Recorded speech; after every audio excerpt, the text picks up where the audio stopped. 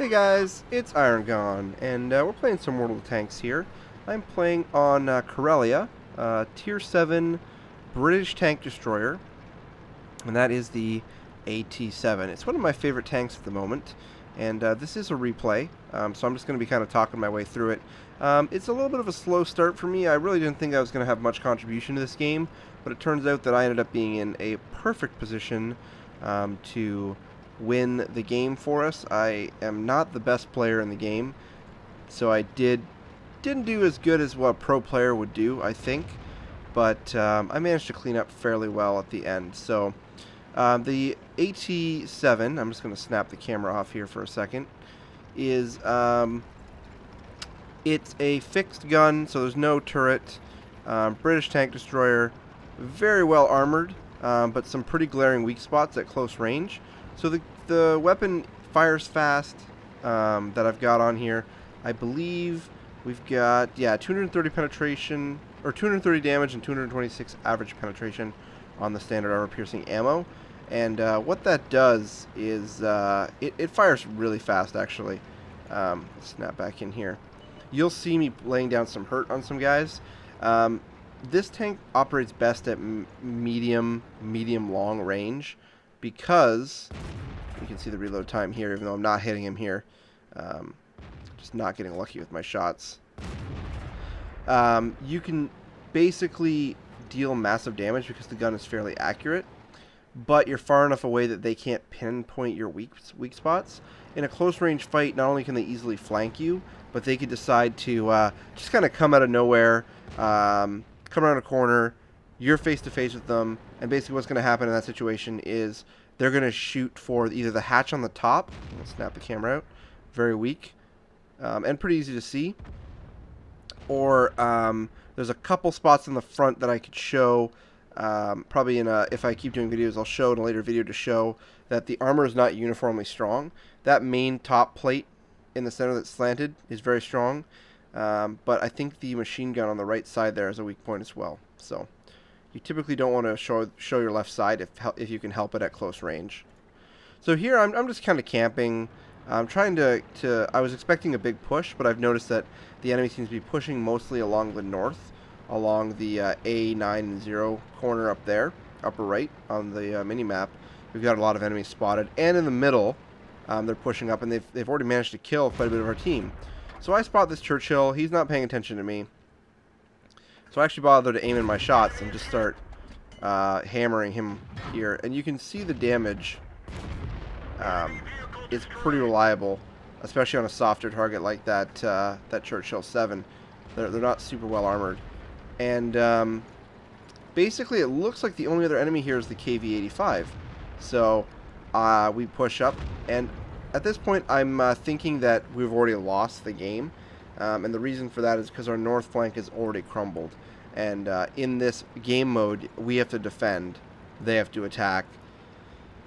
We still have a lot of tank destroyers, but we have 3 of us on the southwest side here that it looks like we're not in a position to do anything. I don't see any enemies. So at this point, I decide there's no reason to be here. We need to swing back around and start laying some hurt down on our enemies, because they're surrounding that allied KV-85 down there on the map. We can see it like A45 surrounded, and he's getting killed. I see a Hellcat there. I think about going after him, but I can't see him, and I don't really want to drive. The AT-7 is not a fast tank, so you really need to position yourself well. I figure beelining back to base will be a better choice. So I turn here, and this sets me up for the rest of the game, because the enemy don't expect to be fired upon from this angle. Most of the time they have that flank covered. And this Nashorn was just being a real dick in chat, so I just decided to kind of tweak his nose a little bit there in chat just before I murder him. So there's a shot there. Only 26 damage, but we haven't done a lot of damage yet. As you see at the top there, we have 523 damage total. But I will get a little bit more. This is definitely not a ace tanker match, but I felt pretty good about this. Turning a loss into a win is something that I really love to do. So they're moving on the cap. They think they've got the advantage here. Missed a shot there. I'm going to miss another one here. Just shoot a little bit too early. I was right at the edge of my tank. I didn't want to turn the actual treads of the tank. So, but they think they've got it. They're capping. They think they've basically just got to clean up the last 4 of us. They have a two tank advantage right now, and they're all pretty good. They've all gotten some kills. We've got a Hellcat left. We've got a T-69 and a T-150. Now, the T-150, I don't think he really knows what he's doing. That's not a problem. T-150's a nice tank to learn on. This second shot here is pretty clutch. You just saw there. Take that VK-302M out of the game. We landed one on the Leopard earlier, and we're about to land a second one just as he fades off. I think I snapped another shot here because I'm just hoping. Oh, no, I decided not to take it. I was hoping to kill that guy, but what can you do?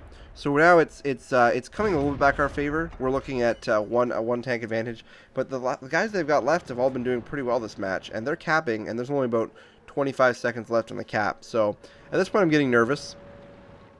I tell the T-69 just to go for it, and I'm going to try to support him from here. I can't see most of the cap. If they were smart, they would hide behind that rock, and it's game over. But he's sitting out in the open. I snap a shot off, and we reset the cap, which is fantastic.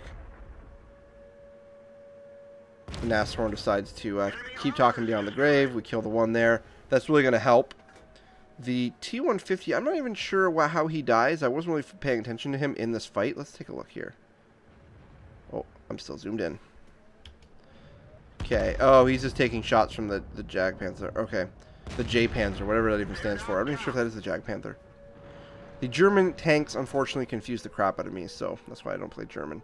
So I snag a 5th kill there, snapping the Leopard as he's kind of running by, trying to get behind that T-69. I tell him to wait because I know there's 2 of them left, and I know if he comes around that corner, he's more or less going to die. And we have a minute and some odd, well, a minute and 13 seconds, excuse me, to get there. Oh, the J-Panther just attacks me. I get a bounce. He's pretty well armored. He's also tier 7, so I can't expect us to murder him. And while I'm focusing on him, the T-69 actually finishes off the other tank that was sitting in cap, and then he dies. So now it's 1v1, and I'm really nervous. I took a shot there. I don't expect him to stay there, and I see that he's not capping at the moment. So I want to get into a position where I can stop him from capping if need be, and wait the 2 minutes if need be. Because once those 2 minutes end in game, there's only 2 minutes left, we win because we're supposed to defend.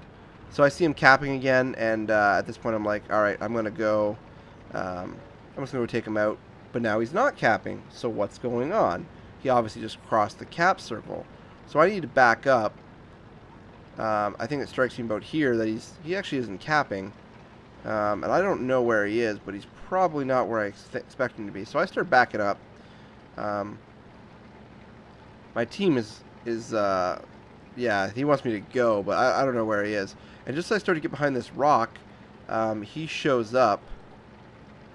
Yeah, I'm explaining. I don't want him to... I'm explaining to my team what I'm doing. I don't want to sit in the cap circle and get shot. So there he is to my right. I think he's going to take some bounce. He takes a shot off me. Here's his mistake. I had no idea where to shoot this guy, but he gave me his side. So I just popped one right in between the wheels on the tread, and there you go. That's the win. And that is basically how it went. For damage, we did 212 damage. I don't believe I got... I think I only got a 2nd class mastery badge for that. And we won with a minute left on the clock. Pretty close game. I expected to do nothing, and sometimes I do pretty good. Sometimes I don't do so good. That's why I'm an average player. But that's one of my recent, very recent good games that I had.